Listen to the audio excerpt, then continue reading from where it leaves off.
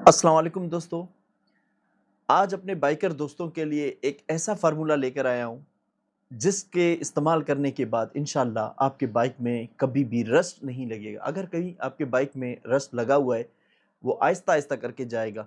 देखिए, मैं आपके साथ कभी भी ये नहीं बोलूँगा कि ये फ़ॉर्मूला यूज़ करने के फ़ौरन बाद आप 1 ही मिनट के अंदर रिज़ल्ट हासिल करेंगे। अगर इस तरह का कोई भी आपको फ़ॉर्मूला बताता है, टू बी ऑनेस्ट 100 में से 99% मैं बताता हूँ कि वो ज़रूर एक बड़ा साइड इफ़ेक्ट या एक बहुत बड़ा मसला या मुसीबत करके आपके बाइक में चला जाएगा। लेकिन हाँ, ये ज़रूर बता सकता हूँ, इसे मैंने कम से कम कई बार मैं मतलब कह सकता हूँ कि इससे इसके बाद कभी भी इस फ़ॉर्मूले के बाद मेरे बाइक में कोई रस्ट नहीं लगा। जब भी मैंने इस्तेमाल किया सीडी 70 मेरे पास बहुत पुराना पड़ा हुआ था, जब मैं इसे यूज़ करता था, इस्तेमाल में था, मैं उसे भी लगाता था।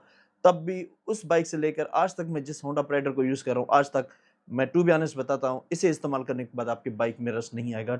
स्पेशली कराची वाले दोस्तों ये वीडियो ज़रूर देख लेना, या वो दोस्त जिनके इलाके में बहुत ज़्यादा नमी है, बहुत ज़्यादा बाइक में रस्ट लगता है, आपका जान छूट जाएगा। और सबसे बेहतरीन और सबसे बड़ी बात ये है कि इसका इस्तेमाल बहुत आसान है और इसमें कोई भी खर्चा नहीं। यानी आपको हाथ में बैठ के कोई रगड़ देने की ज़रूरत नहीं है और आपको बहुत ज़्यादा परेशानी वाली भी ज़रूरत नहीं है। थोड़े-से इसमें एहतियात है और थोड़ा-सा इसमें खर्चा है, बहुत मामूली खर्चा है और इस्तेमाल करने में इंतहाई आसान। ये वीडियो पूरी देख लें, इंशाल्लाह बहुत फ़ायदा होगा। मेरा नाम है मुनीर अहमद और आप देख रहे हैं the Munir message YouTube channel.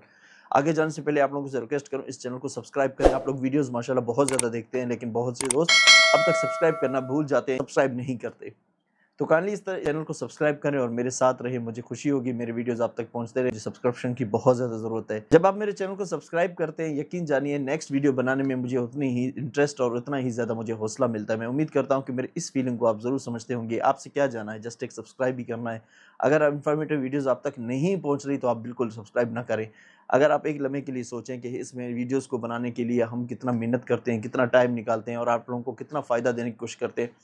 इस दौर में जब हर चीज़ फेक बिक रहा है, बुनियादी तौर पर मतलब एक धोखा है, इस दौर में अगर कोई बंदा ऑनेस्टी के साथ आपके सामने आता है और बिल्कुल प्रैक्टिकल करके एक चीज़ अपने लिए जो पसंद करता है, वो आप लोगों को बताता है, तो मैं समझता हूँ कि आपकी जगह मैं होता तो मैं इसे बहुत बड़ा नेमत समझता। आप लोगों से मैंने कुछ भी नहीं माँगा, जस्ट एक सब्सक्रिप्शन माँगा है और दूसरा मेरे वीडियोज़ को आप कंप्लीट देखें, ताकि मेरा जो वीडियोज़ का रेटिंग है वो ठीक तरीके से चला जाए और यूट्यूब के जो एल्गोरिदम में मेरे वीडियोज़ दूसरे आप जैसे दोस्तों तक भी पहुँचते रहे। उम्मीद करता हूँ मेरे इस वीडियो के बाद मेरे ये जो टारगेट है 1000 सब्सक्रिप्शन का, वो पूरा हो जाएगा। चलते हैं अपने वीडियो की तरफ। दोस्तों, माज़रत के साथ आप लोगों का मैंने बहुत ज़्यादा टाइम लिया, अपने वीडियो की तरफ चलते हैं। आप लोगों ने क्या करना है, हाफ लीटर मिट्टी का तेल, गासलेट मिट्टी का तेल जिसे बोलते हैं, आप वो ले लें और उसमें 250 ml आप इसमें पेट्रोल डाल लें। आप इन दोनों को मिक्स कर लें और आप अपने बाइक को पहले बिल्कुल अच्छी तरह वॉश कर लें। अब अभी ये स्प्रे नहीं होता जो फुस करता है, इस तरह लगाते हैं जो सैलून वाले हमारे बालों में लगाते हैं। एक इस तरह वाला चीज़ ले लें, इस तरह वाला एक रबड़ का डब्बा ले लें, उसका नोज़ल भी मिल जाता है या पेप्सी वगैरह का कोई चीज़ का बोतल भी लगा सकते हैं, पाइप के ज़रिए, पाइप ऑलरेडी उसमें होता है। आप क्या करें, अपने बाइक में, पूरे बाइक पे आप अपने इस स्प्रे को लगा सकते हैं। अब मैं आपको बताता हूँ इसको लगाने का तरीका क्या है।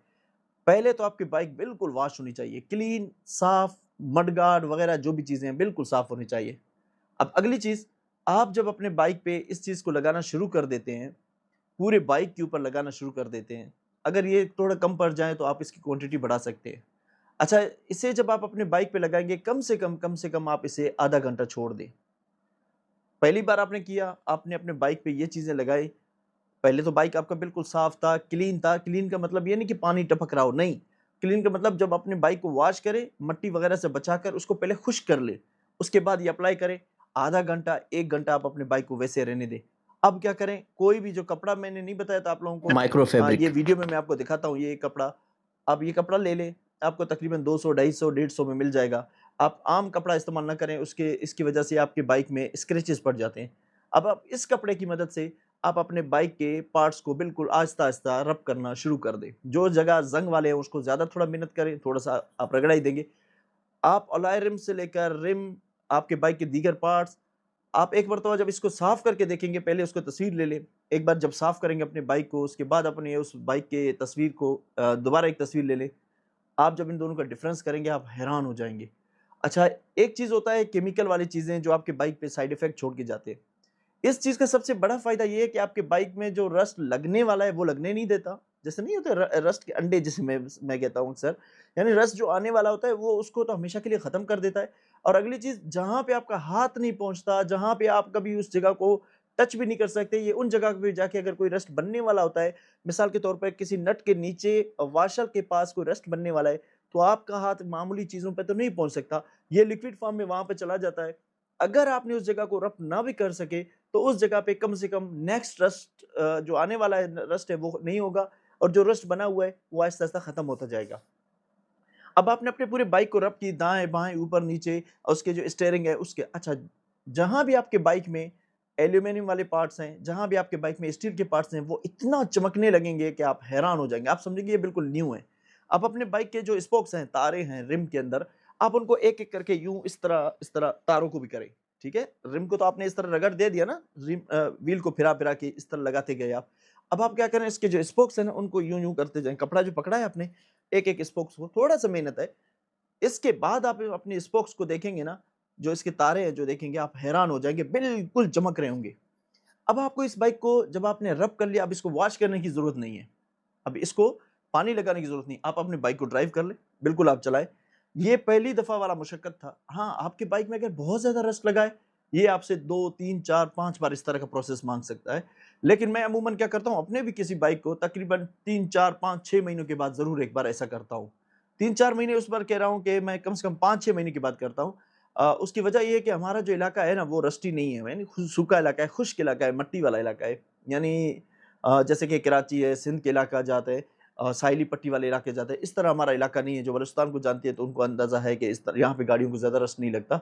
लेकिन फिर भी हम बाइक को वॉश करते हैं, या कभी मेरे इलाके में तो कीचड़ वगैरह होता है, कभी बारिशों की वजह से मैंने बाइक निकाली होती है, तो उस वजह से रिमों में हो सकता है कभी मसला हो जाए, तो इसके लिए मैं एहतियातन यही करता हूँ।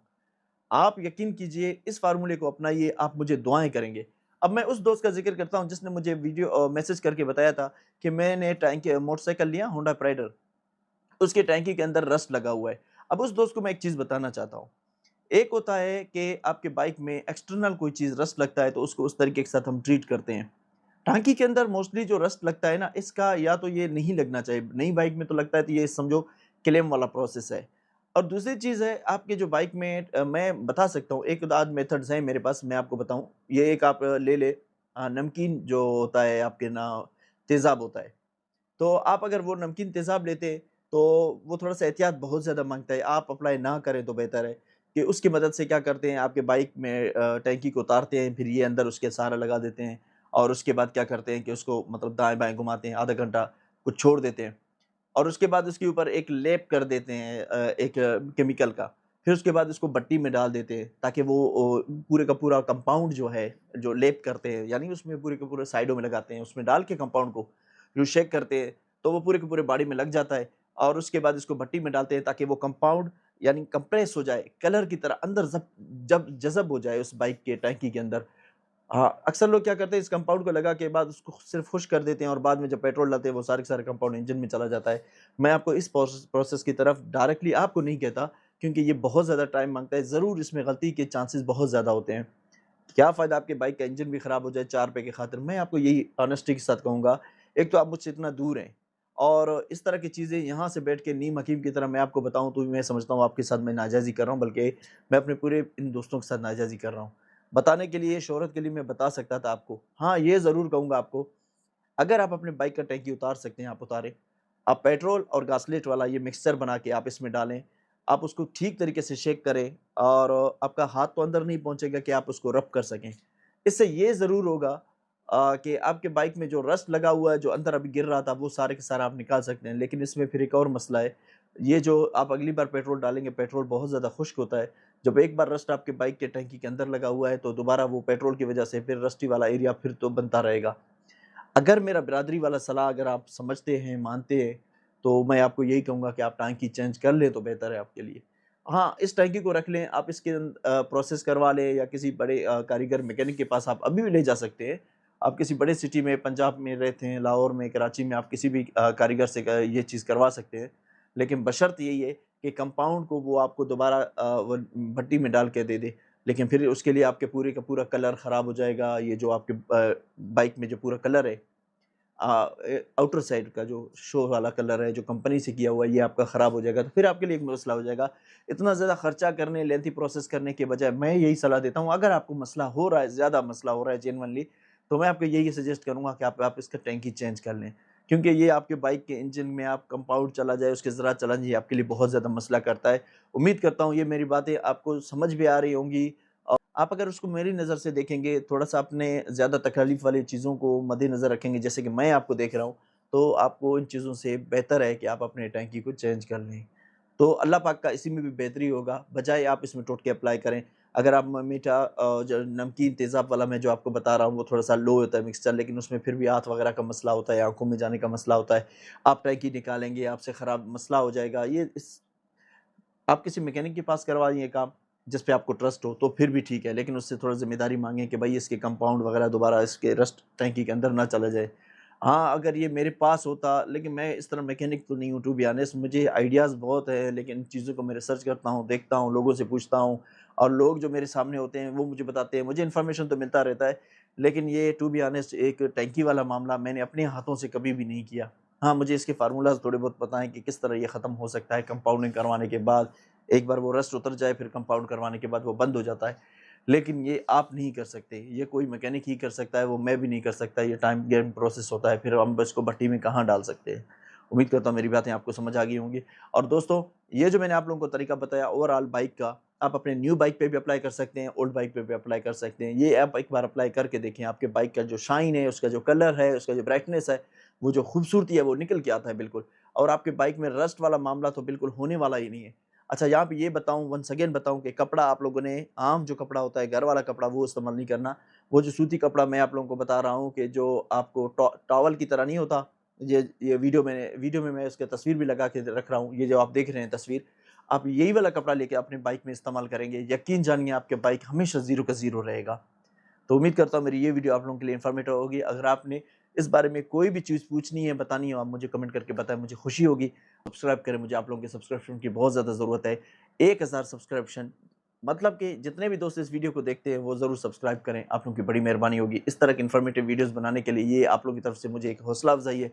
इसके लिए मैं आप लोगों का तहे दिल से मशकूर हूँ और ये आप लोगों की तरफ से एक शाबाशी होती है। मैं उम्मीद करता हूँ कि इस बार मुझे सब्सक्रिप्शन वाली कोई भी मसले मसाइल या परेशानी या मायूसी नहीं होगी। इस तरह की इन्फॉर्मेटिव वीडियोस देखने के लिए मेरे साथ रहिए। मेरा नाम है मुनीर अहमद और आप देख रहे हैं the Munir message YouTube channel. अल्लाह पाक आपसे राज़ी हो, अल्लाह पाक उनसे राज़ी हो जिनसे आप राज़ी हैं। मिलते हैं नेक्स्ट किसी वीडियो में बेहतरीन दमदार वीडियो के साथ। जब तक के लिए मुझे इजाज़त दीजिए। अल्लाह हाफ़िज़। सब्सक्राइब।